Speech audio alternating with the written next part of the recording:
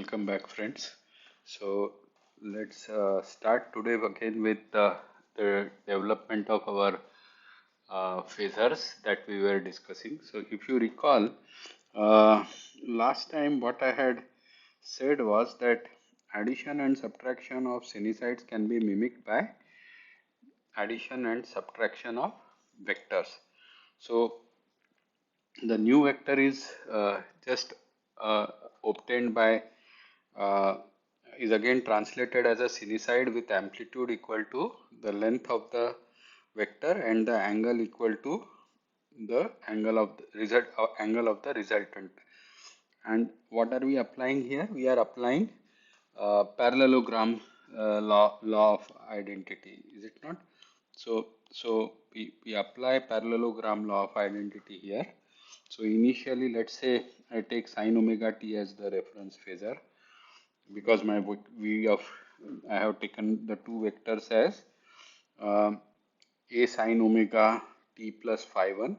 So I am showing here this vector by a of length a, angle phi 1, then a vector of length b and angle phi 2, and then the resultant vector c, which is obtained by parallelogram law of identity on the vector a and b, that has the magnitude c, which is shown here, and an angle phi, which is shown here. And then, so basically, once you apply parallelogram law of identity for these two vectors a and b, you get vector c, and then you write c as c of vector v of t here, or the summation vector as c of sine omega t plus phi. So this was here, I had taken sine omega t as the reference phasor. I could have equally well taken cos of omega t as a reference phasor and done everything in cosines. Now, all this vector addition, I mean translating sinusoids, the problem of adding sinusoids, translating it as a problem of adding vectors is valid provided the two vectors are of the same frequency. If they are of different frequency, this whatever I have shown you, this is not going to work out. You can try it yourself. You take one vector of omega 1, another vector of omega 2, and you just see it's not going to go anywhere, it's not going to start also, so it's not going to go anywhere. So throughout we have to we are always dealing with sinusoids or cosinusoids at the same frequency, which is actually true in the electricity grid that we live, whether you are in Calcutta or in Mumbai or in Delhi or in Chennai or even some small town, doesn't matter, or even in Himalayas, it doesn't matter, some hill station. The frequency of the supply throughout the grid in India is one and the same. It's one AC grid. And you are seeing those sinusoids. The nominal frequency is taken to be 50 hertz.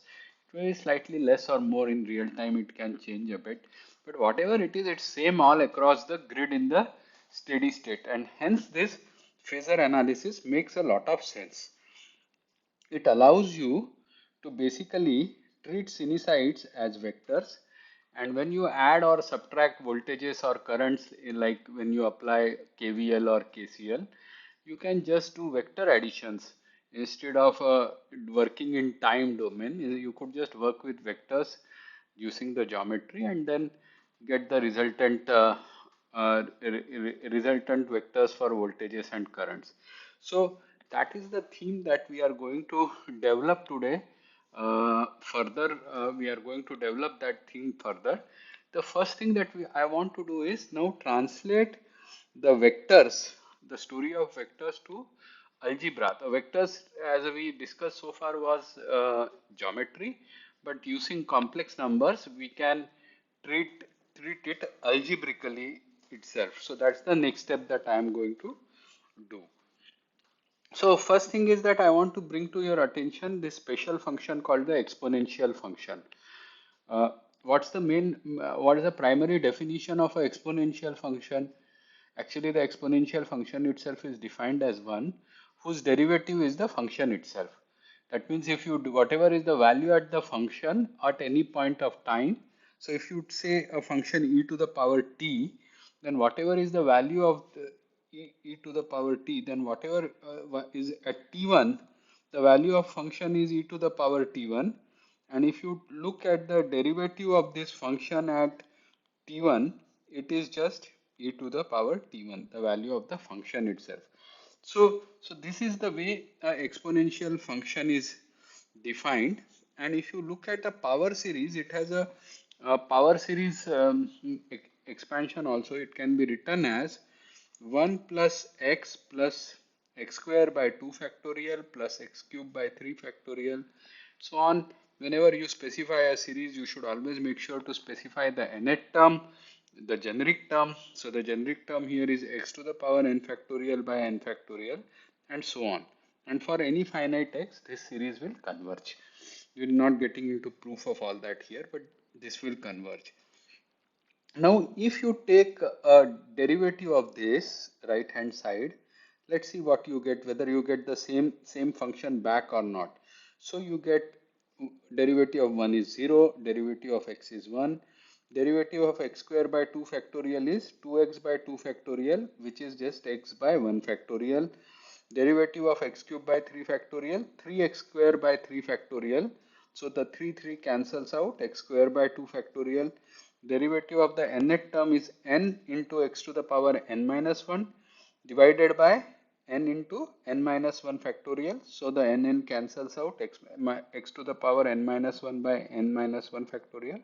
So automatically this tells you that the next term is xn factorial by n factorial, and so on. So therefore, if you look at this series, they are same series, because the this constant here is a zero number. So the derivative of this series is essentially the same series, and therefore it defines by our definition a exponential function. Now, couple of small tidbits to add here. Why is it shown written as e to the power x? So I'm not going to prove it, but just to mention to you here, suppose I take e to the power x1, and so I will define it as, I mean, whatever, let's say that if I take, if for the time being, if I had used this notation as f of x1, the exponential function I would have just shown by f, then or let's say e, just exponential, we'll come back to that word exponential again. Let's say e, then and I had written it as 1 plus x square by 2 factorial and so on, uh, x to the power n by n factorial and so on. I'm calculating it at x1, so I get this. Now if I say I calculate it at x2, I would get as 1 plus x2 square by 2 factorial and so on up to x 2 to the power n by n factorial and so on. Now, if I, 1 minute, just I need some space, so let me just put this on the left side. Okay, let me create a boundary. Okay, now if I look at e of x1 plus x2, then that would be 1 plus x1 plus x1 square by 2 factorial plus, I'm sorry, x1 plus x2, made a mistake, so I have to go back, 1 plus x1 plus x2 plus x1 plus x2 whole square by 2 factorial and so on up to x1 plus xn to the whole power x1 plus x2 to the power n by n factorial and so on. This is what I will get. And I'm sorry, I'm going to jump a bit, I'm really running out of space. So e to the power x1 plus x2 is 1 plus x1 plus x2 plus x1 plus x2 whole square by 2 factorial and so on up to x1 plus x2 to the power n by n factorial. And if you if you write simply e to the power x1, that was 1 plus x1 plus, I'm sorry, x1 square by 2 factorial up to x1 to the power n by n factorial. E to the power x2 is going to be equal to 1 plus x2 square by 2 factorial and 1 plus x2 to the power by n factorial. Now let us just look at this. I'm sorry, I'm right now writing it as notationally. I was just keeping notation simple like this, and I was keeping notation simple like this, and I was keeping the notation simple like this. So now, just for the time being, restrict to first three terms only. Just for the time being, restrict to first three terms. Okay. Now let's look at e to the power x1 into e to the power x2. But actually, I should consider everything. But to develop an idea, better to start small and then grow big. Okay, so this is right now, let's use it as an approximation symbol because we are restricting it to this. So if you expand it, what is it? 1 plus x1 plus x1 plus x1 square by 2 factorial plus x2 plus x1 x2 plus x1 x2 plus x1 square x2 by 2 factorial plus x2 square by 2 factorial plus x1 plus x1 x2 square by 2 factorial plus x1 square x2 square by 2 factorial again. So this is what you will get. Now if uh, I group them to, if I look at e2 e of x1 plus x2, that is going to be 1 plus x1 plus x2 by 1 factorial plus x1 plus x2. I'm again restricting to only the second term, so that's where I am restricting it to. So what do I get? I get 1 plus x1 plus x2 plus x1 square plus x2 square plus 2x1 x2 by 2 factorial, which is 1 plus x1 plus x2 plus x1 square by 2 factorial plus x2 square by 2 factorial plus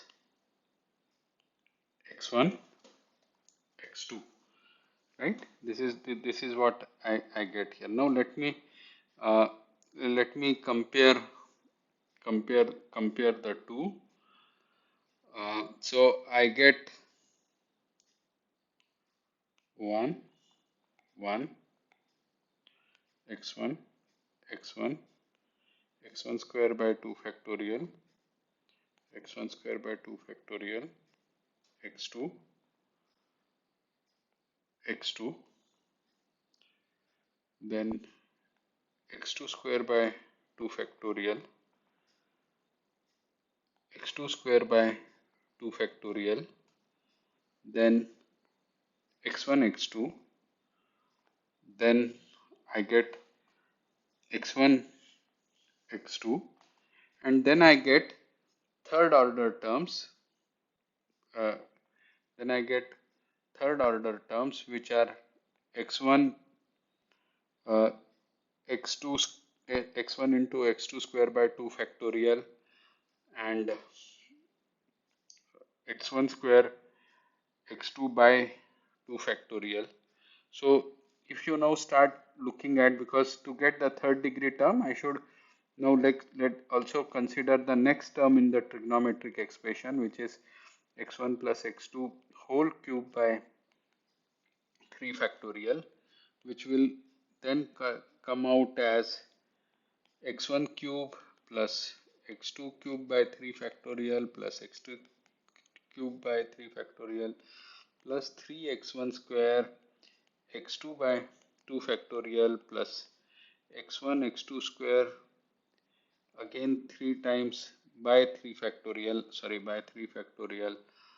And then so if you simplify this term further, this term for these two terms further, they will give you x1 square x2 by 2 factorial x1 x2 square by 2 factorial, these two terms here.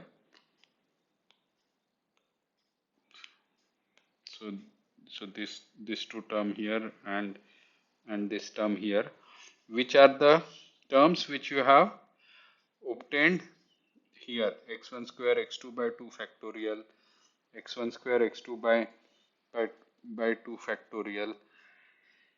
And so you can now see that if I had, if I keep adding, I mean it's still not fully clear, but I think the intuition is developing that if I take one more term here and one more term here, then I'll get x1 cube by 3 factorial and x2 cube by 3 factorial, which has come from which has already come here in this product as in this expansion of this term as x1 square plus x2 square cube by 3 factorial. And so so you are seeing that each and every term at some point of time is going to be accounted if I take this exponential to infinity. So what is happening is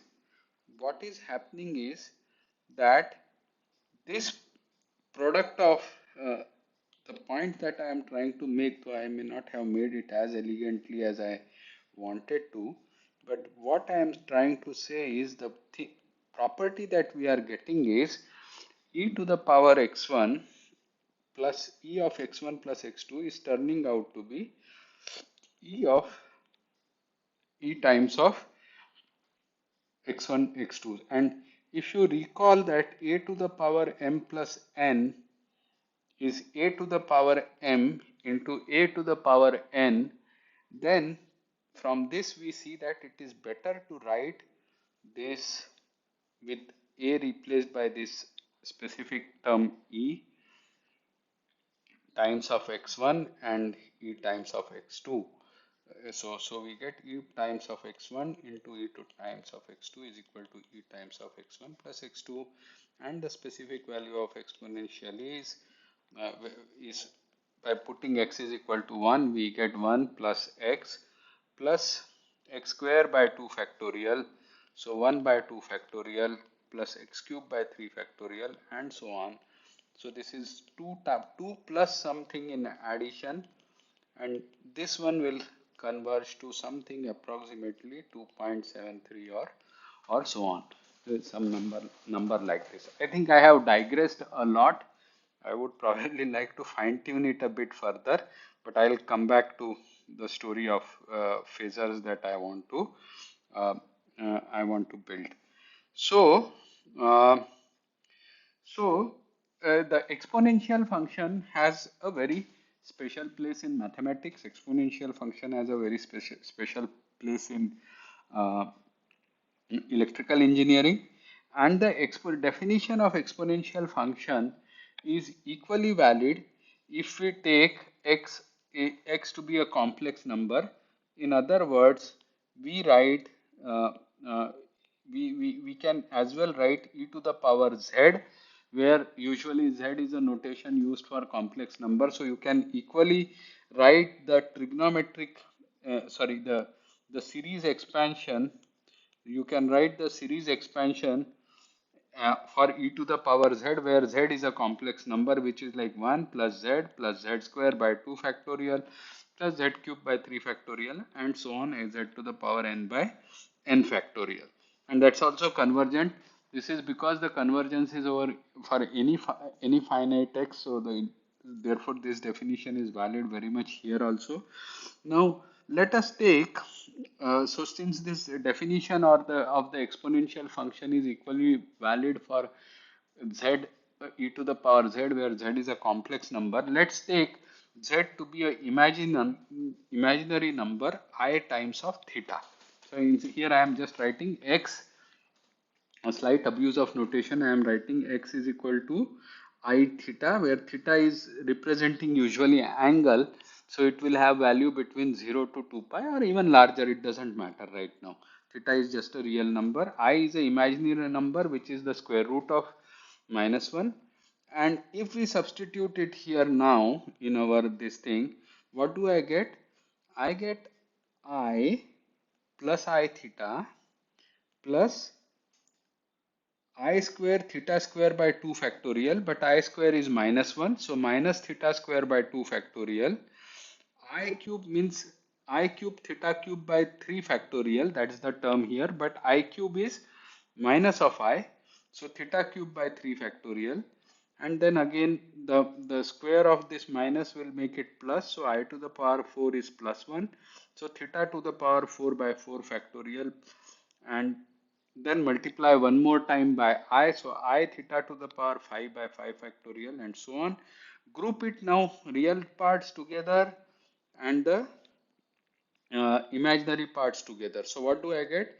1 minus theta square by 2 factorial plus theta to the power 4 by 4 factorial, and so on, plus I times of theta minus theta cube by 3 factorial plus theta to the power 5 by 5 factorial, and so on.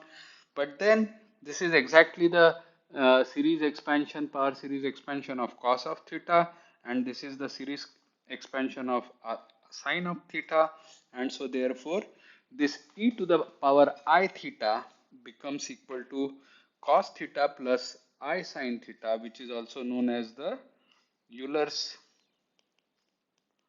identity. And remember, what's the magnitude of e to the power I theta? Magnitude of e to the power I theta is going to be uh, cos square theta, square root of cos square theta plus sine square theta, but cos square plus theta plus sine square theta being 1, you are looking at square root of 1, which means that its magnitude is just unity. So now let's look at its different, let's draw it, that let's draw these sinusoids. So theta equal to 0, not sinusoids, I mean, sorry, this e to the power I theta, the complex exponential. Theta equal to 0. Theta is now, treat theta as angle, theta is 0 degrees. E to the power I will be cos of 0 plus I times of 0. Sine of 0 is 0, so therefore it's just 1, and I draw a unit vector on the x-axis. So this is x-axis, this is 90 degrees away is y-axis, and I draw just a unit vector like this. Now take theta to be pi by 2. If theta is pi by 2, cos of pi by 2 is 0, sine of pi by 2 is 1. So therefore e to the power pi by 2 will just become the imaginary number I, the unit root of the imaginary root of unity of imaginary root of -1, which is I, which is therefore what I am doing is, because the theta is 90 degree, magnitude is always 1. This I am representing it as a vector of unit length at angle 90 degrees. Again, come back here, it's a significant point. When theta was 0, always the vector length of e to the power I theta is 1, independent of unity. So always this, when I want to represent it as a vector, I will always use the length 1. So length 1, but here the angle was 0 degree. So I drew a unit length vector along x-axis, because the angle will be referenced from x-axis. That's the reference line for measuring angles. So therefore, along the x-axis, I draw one unit vector. Now, e to the power I theta, I pi by 2, so angle becomes 90 degree, the magnitude becomes 1. So intuitively the representation for it becomes a perpendicular, a vector of length 1 perpendicular to the x-axis at an angle of 90 degrees, which is just aligned a unit vector along y direction. So that is what I show. But what does it indicate? Because e to the power I, it is e to the power I theta is actually just I, the square root of minus 1. So therefore, we see that the y-axis becomes aligned to imaginary axis. Basically, the imaginary number I is nothing but a vector in the y-axis direction with unit length. Now, if I take e to the power pi, that means I am looking at uh, if I am looking at a vector pi, e to the power I times of pi, then that becomes minus 1. That becomes minus 1 because cos of pi is minus 1 and sine of pi is 0. So therefore it becomes minus 1. So therefore this 180 degrees apart is a vector of length 1, but with a an angle of 180 degree, and automatically it creates minus 1 along the x-axis, coordinate minus 1 0 along the x-axis. And when you come to 3 pi by 2, the 270 degree, then e to the power I theta from this expansion becomes 0 minus I. So it becomes minus I, and the angle should be 270 degrees. So it's a unit length vector at an angle of 270 degrees. So that should be the geometric representation, and therefore on the y-axis the unit length shows actually minus I. So on the y-axis plus 1 shows uh, actually imaginary number I, and on the negative direction it shows imaginary number minus I, and then you complete this circle. So at 2 pi you revert back to the original position.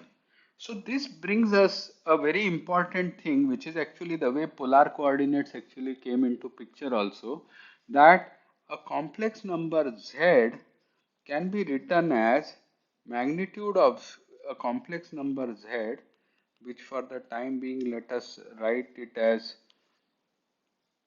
a plus jb, sorry, a plus ib, can be written as under root of a square plus b square into e to the power I tan inverse of b by a. What I mean to say is, first draw along, to explain this a bit further, first draw along the x-axis a vector of length a. Then, because we have associated this I term with the unit length vector on the y-axis, so therefore now take a vector of length b along the y-axis, and then complete the triangle.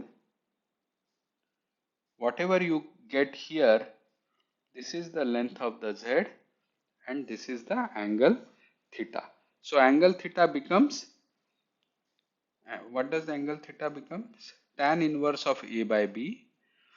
What is the length? E to the power of e to the power under root of a square plus b square, and this is therefore has a following representation, which also you could have done other way round also, by without I mean alternate way also you could have done multiply and divide by under root of a square plus b square,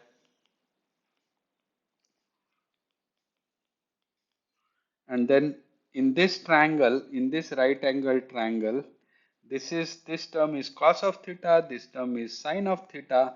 So it is under root of a square cos of theta plus I sine of theta, which is under root of a square plus a square b square into e to the power I of theta.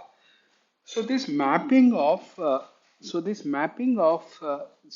mapping of vectors to complex numbers should be conceptually very clear, and it should be very clear in your mind that why do we treat the y-axis as the imaginary axis, because any axis that you draw is actually real, is it not? I mean, it's not imaginary, it's right there in front of your eyes, you are watching it, but it is associated with something imaginary which is which is I, which is the square root of -1, which really does not exist as as any real number or so. It's a imaginary number. So this y, both x and y axis are real, but we are so lucky in mathematics that in spite of it, we can write x-axis as real axis and treat the y-axis as imaginary axis, which is all a gift from the Euler's identity. So having made this point, the next point that I want to actually take up uh, is uh, is the two things. First, change of notation. Uh, in algebra, we usually use I to denote the imaginary number. The symbol I itself comes from that word called imaginary number for under root of -1. But in I under root of -1, but in electrical engineering, we use J to denote under root of -1. So we use J to denote under root of -1. Probable reason is just a simple reason that we are so used to treating I as current.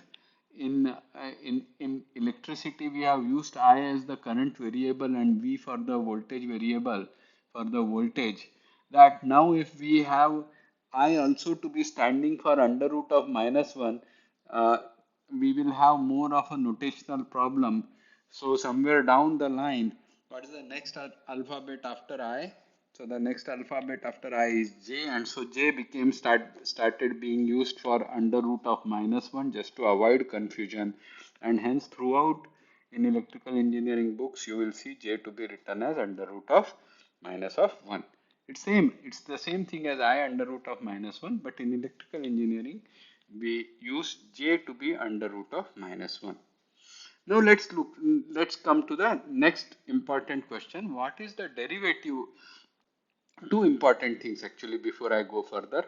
First important thing that I want to make is that what is e to the power j omega t?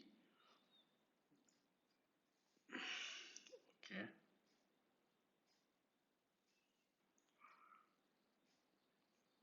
So this is a circle. This is a circle of a unit radius. This is a circle of unit radius, and let e to the power j theta we have seen cos of theta plus j sine of theta. So this was my vertical axis.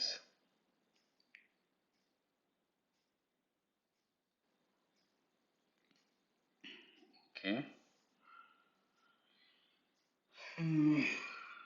Drawings are sometimes not my cup of tea, so I feel.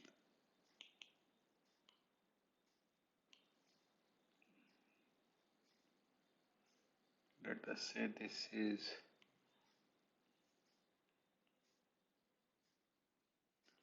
is a angle theta. So cos of theta comes here, and this vertical projection of y-axis projection of sine of theta comes here.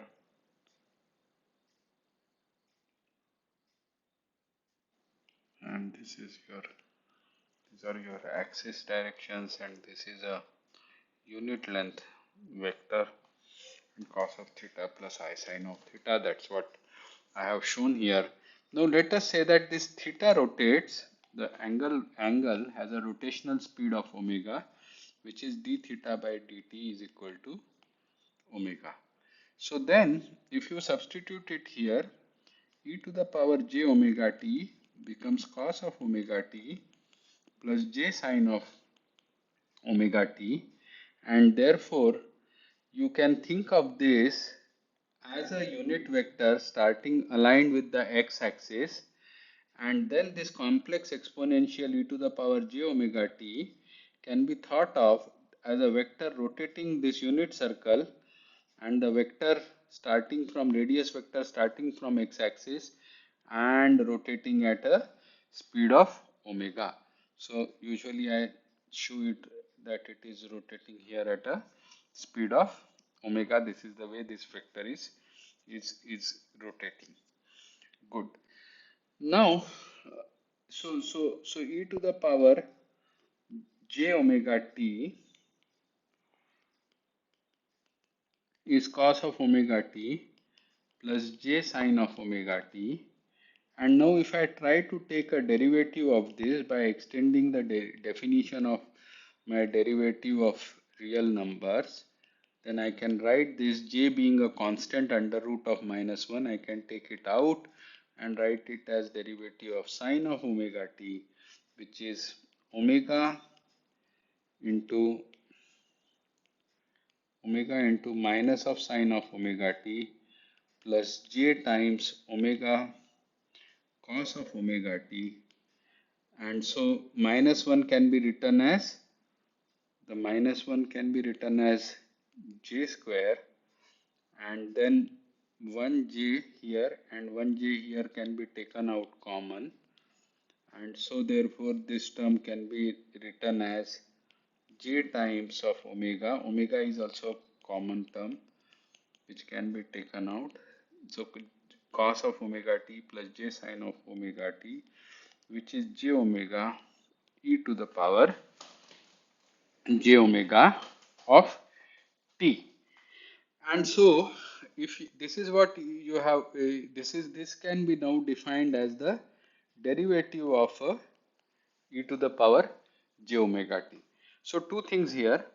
What it means is that it is it is it is a unit length. It is not a unit length vector anymore.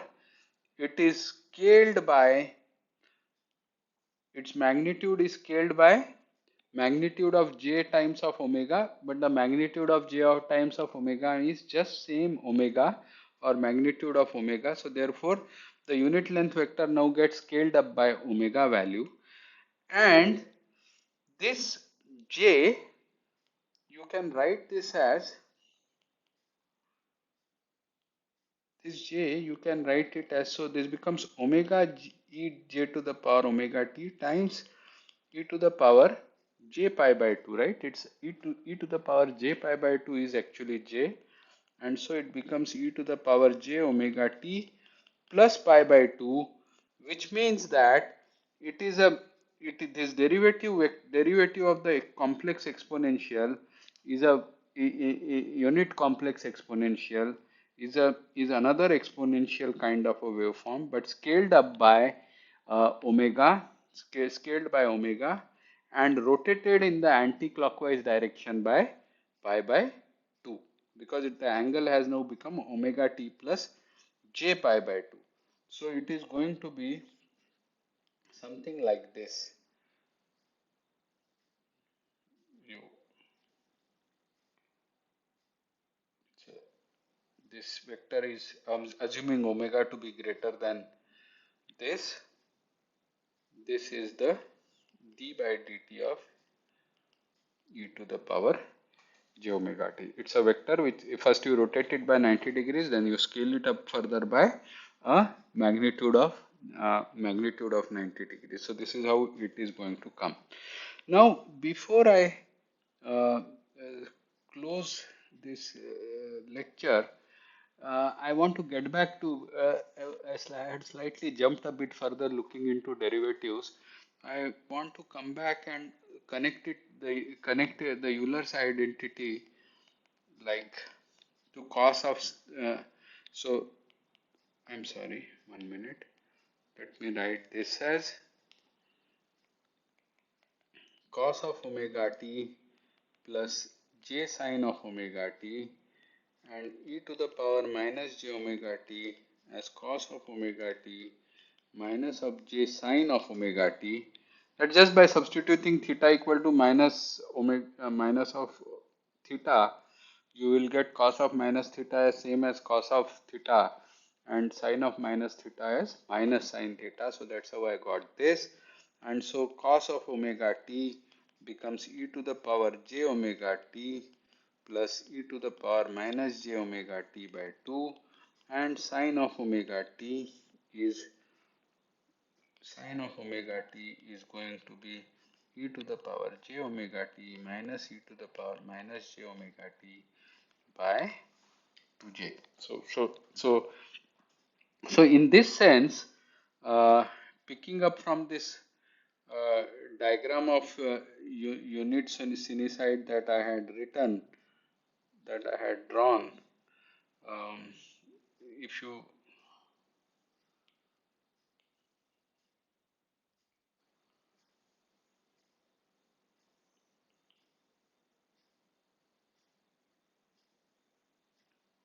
suppose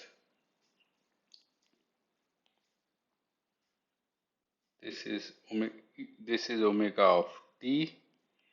So this represents a unit vector. This represents a unit vector rotating in the anticlockwise direction at speed omega. Then this represents a unit vector rotating in the clockwise direction in speed omega. This is because of the minus sign which has come here. So we can draw something like this here. So this is e to the power, I'm sorry, this is e to the power j omega t, this is e to the power minus j omega t, and you add them together, they add them together. So this is and then divided by 2. So what is going to happen? The imaginary intercepts,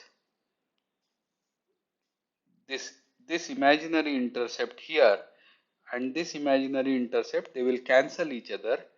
The projections on the x-axis will add, and then you divide it by 2. So you will not get twice something here, but you will just get this much of value. So that is why cos of theta can be thought of, this is a geometrical explanation, that uh, this is e to the power j omega t plus e to the power minus j omega t by 2.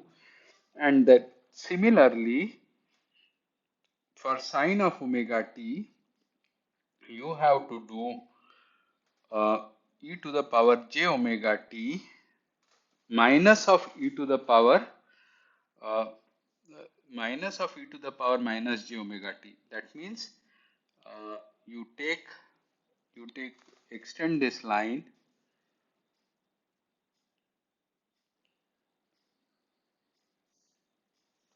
extend this line, and now I'll just draw the I'll draw the red line over it so you don't feel the difference.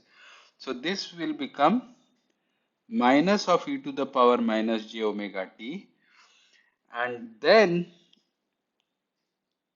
you add this e to the power j omega t and minus of e to the power minus of j omega t.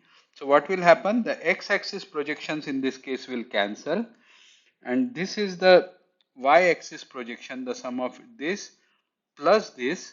So it would become twice, but then divided by 2, and so you will get divided by 2, and then has to be scaled down by the term of j, because you have gone to imaginary value but you want a real number, but you have gone to the imaginary axis, so therefore you have to divide it by j, and this is how you will get your sine of omega of t. I'm sorry, I'm writing it the other way around, x and y. Okay, so now let me get back to where I am. Let me get back to uh, what we did so far in today's class. We looked at exponential function, the motivation of exponential function, the expansion form of the exponential function, and its Euler's identity, and the concept of e to the power j omega t as a rotating vector in xy plane, unit vector rotating in anti-clockwise direction at a speed omega, and the mapping of y axis, x axis to real part of the complex number and the mapping of imaginary part of the complex number to the y-axis. In other words, mapping the under root of -1 to a unit length vector on y-axis. That's the additional concept that we carefully developed today. So one is a unit vector on the x-axis, under root of -1 is a unit vector on y-axis. Hence, x-axis is a real axis, y-axis is a imaginary axis. So now any complex number a plus ib can be drawn on a vector form, and any vector can be equivalently translated into complex number. So therefore, whatever vectors addition, subtraction we are doing, earlier we were doing, now we will be able to do it with complex numbers. Not only that, we also discussed that e to the power j omega t vector changes in time, is a continuous function, changes in time, and it can have a derivative. So in other words, we are moving towards taking derivative of complex numbers. The reason is we have to deal with terms like LDI by dt, C dv by dt, 1 by C integral I dt, 1 by L integral V dt, and so on. So we have to deal with differentiation and integration, and therefore of complex numbers. So we first of all just will have to do that. So we looked at the fact that e to the power j theta can be differentiated as e to the power, e to the power j omega t can be differentiated and can be written as j omega into e to the power j omega t, which is simply saying that it's a vector which is further scaled by omega and rotated by further 90 degrees. So that brings us to the last two lectures have brought two important points out. The previous lecture brought out that vectors can be represented say sinusoids at the same frequency can be represented by vectors, and addition of sinusoids at the same frequency of different magnitudes and angles can be done as can be solved through the problem of simple vector addition, and then writing the results back in time domain, in sinusoidal time domain. Today's lecture we have seen that vectors can be represented by complex numbers, which is the polar form essentially. So it can be represented by complex numbers, and therefore all the geometry can also be done through algebra, and even the complex exponential can be differentiated. I think we will take a break here. Uh, Thank you.